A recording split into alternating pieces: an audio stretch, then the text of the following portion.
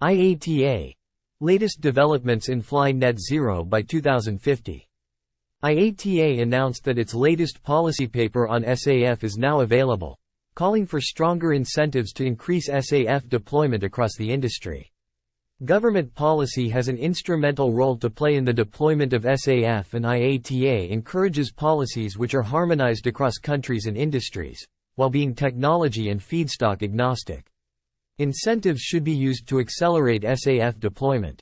As SAF is in the early stages of market development, mandates should only be used if they are part of a broader strategy to increase the production of SAF and complemented with incentive programs that facilitate innovation, scale up and unit cost reduction. In the EU, under the European Green Deal, a new law was agreed to cut aviation emissions by promoting SAF.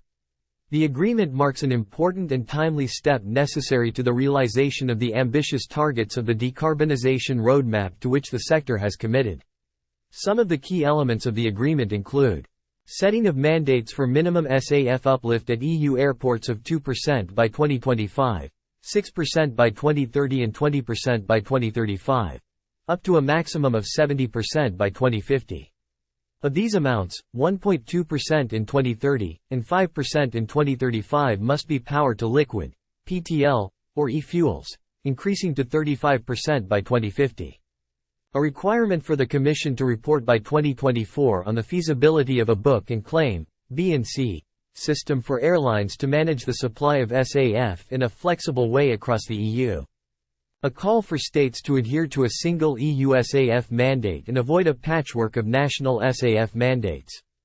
Elsewhere in Europe, Norwegian partnered with Norsk e-Fuel to build a full-scale sustainable fuel plant in Mosjøen. Under the agreement, the carrier aims for long-term offtake of the fuel and an equity stake in the company. Norwegian plans to secure 20% of its SAF demand to 2030 through the partnership. Wizz Air has signed a MO with Spanish energy company Cepsa for the supply of sustainable aviation fuel from 2025, giving Wizz Air the opportunity to purchase SAF from Cepsa for the supply across the airline's route network in Spain from 2025. Ryanair have announced a partnership with Neste Holland to power approximately a third of its flights at Amsterdam Airport Schiphol, AMS, with a 40% SAF blend. Repsol and Ryanair have signed a strategic agreement to promote the use of renewable fuels in Spain and Portugal. In Canada, Airbus Canada, Pratt & Whitney Canada, and SAF Plus Consortium announced a new initiative to collaborate on next-generation SAF, supported by the Government of Quebec. Key areas of collaboration include SAF research and testing, including flight testing blends of up to 100% SAF on an Airbus A220 aircraft powered by Pratt & Whitney GTF engines. The project will also comprise feasibility studies for establishing local production facilities for power-to-liquid eSAF in Quebec.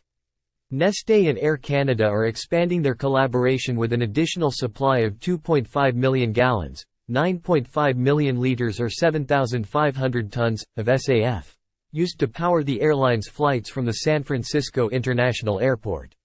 Still in Canada, Raven SR and Cap Clean Energy have announced a collaboration on Canadian SAF and renewable diesel projects. In the U.S., Delta will purchase up to 10 million gallons of SAF from Shell Aviation over a 2-year period for use at its hub at Los Angeles International Airport.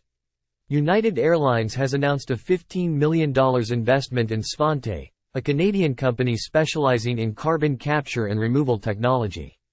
Svante provides materials and technology as part of the value chain that has the potential to convert CO2 removed from the atmosphere and from industrial emission sources into SAF.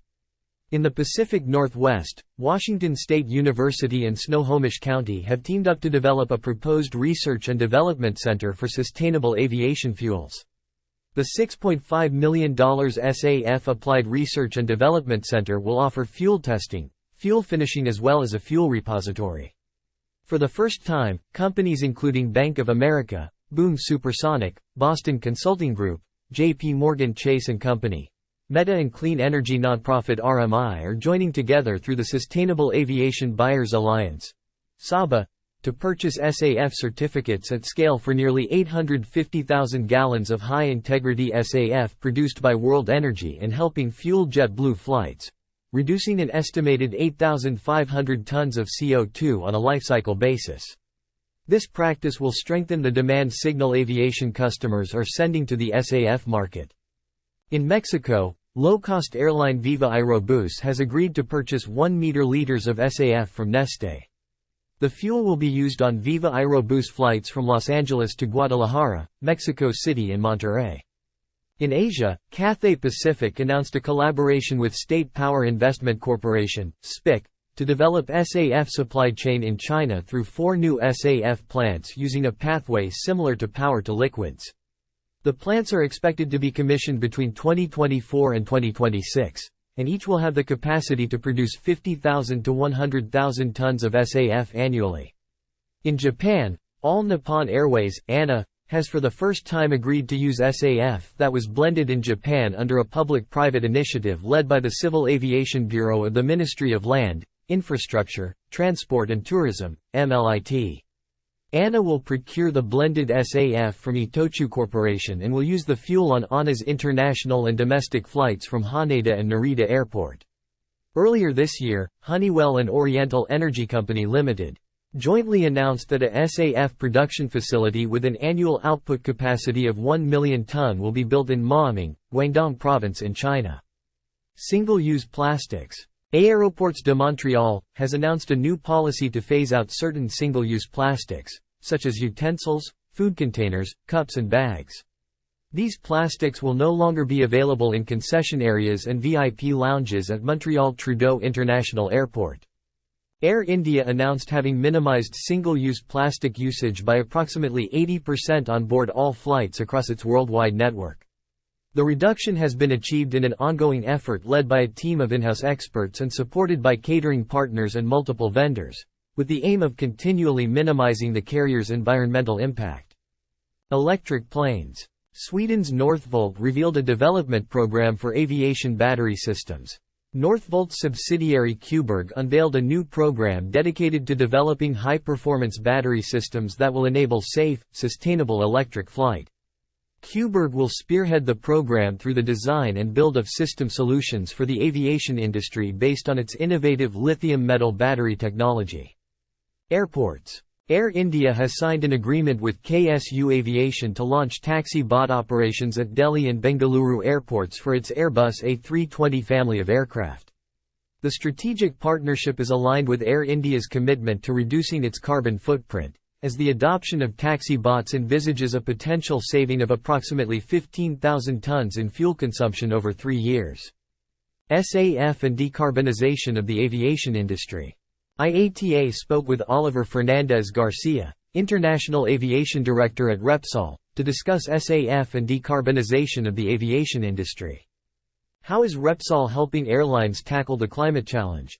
Who are your clients? The aviation industry has set ambitious reduction targets and is moving decisively towards decarbonization. Our aim is to support the sector in this endeavor, supplying them with the renewable fuels they need to make their ambitions a reality. Our investments are focused on stepping up our production of both SAF and synthetic SAF, E-Jet, as fast as possible to meet the demand of the sector.